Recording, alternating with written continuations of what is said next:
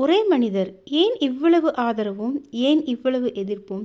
உலக அரசியலில் சில பேர் சாதாரண தலைவர்கள் அல்ல.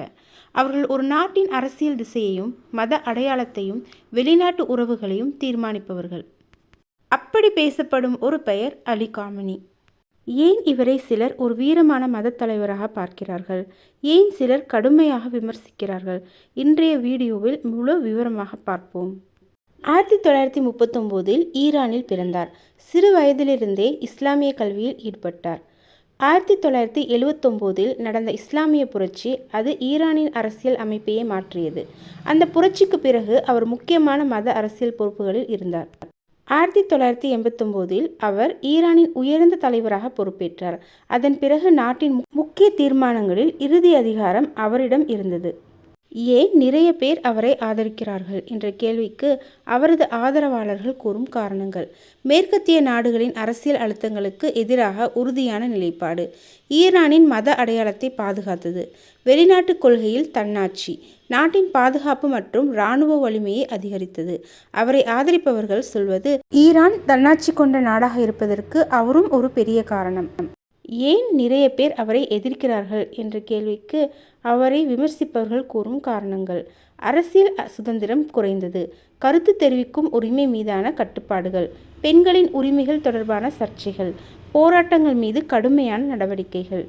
சிலர் சர்வதேச மனித உரிமை அமைப்புகள் ஈரானில் மனித உரிமை பிரச்சினைகள் உள்ளதாக குற்றம் சாட்டுகின்றன. இதனால் உலகளவில் அவரை சுற்றி விவாதம் அதிகமாகிறது. உலக அரசியல் அளவில் அவருடைய தாக்கம் இருந்தது. மத்திய கிழக்கு அரசியலில் ஈரான் ஒரு முக்கிய நாடு. அமெரிக்காவுக்கும் ஈரானுக்கும் இடையிலான உறவுகள், அணு ஆயுத ஒப்பந்த விவகாரம், இஸ்ரேலுக்கும் ஈரானுக்கும் இடையிலான பதற்றம், இந்த எல்லாவற்றிலும் அவரது நிலைப்பாடு உலக கவனத்தை ஈர்க்கிறது. அவர் எடுத்த முடிவுகள் மத்திய கிழக்கு பிராந்தியத்தின் அரசியல் சமநிலையை பாதிக்கின்றன. ஒரே மனிதர், ஆனால் இரண்டு உலக பார்வைகள். ஒரு பக்கம் தைரியமான மதத்தலைவர், மற்றொரு பக்கம் கடுமையான ஆட்சியாளர் என்ற விமர்சனம். ஒரு தலைவரை மதிப்பிடுவது எளிதல்ல. அவரை பற்றி உலகம் பலவிதமாக பேசலாம்.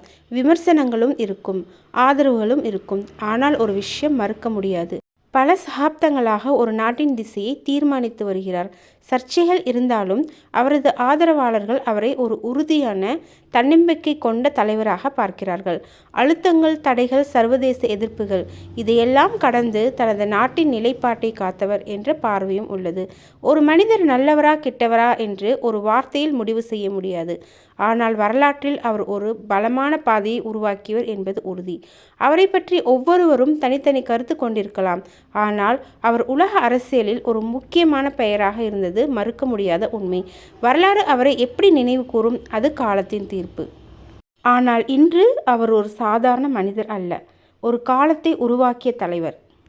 வரலாறு ஒரு தலைவரை எதன் அடிப்படையில் நினைவு கூறும் என்று நீங்கள் நினைக்கிறீர்கள்? அஸ்ஸலாமு அலைக்கும் வரஹமத்துல்லாஹி வபரகாத்துஹு.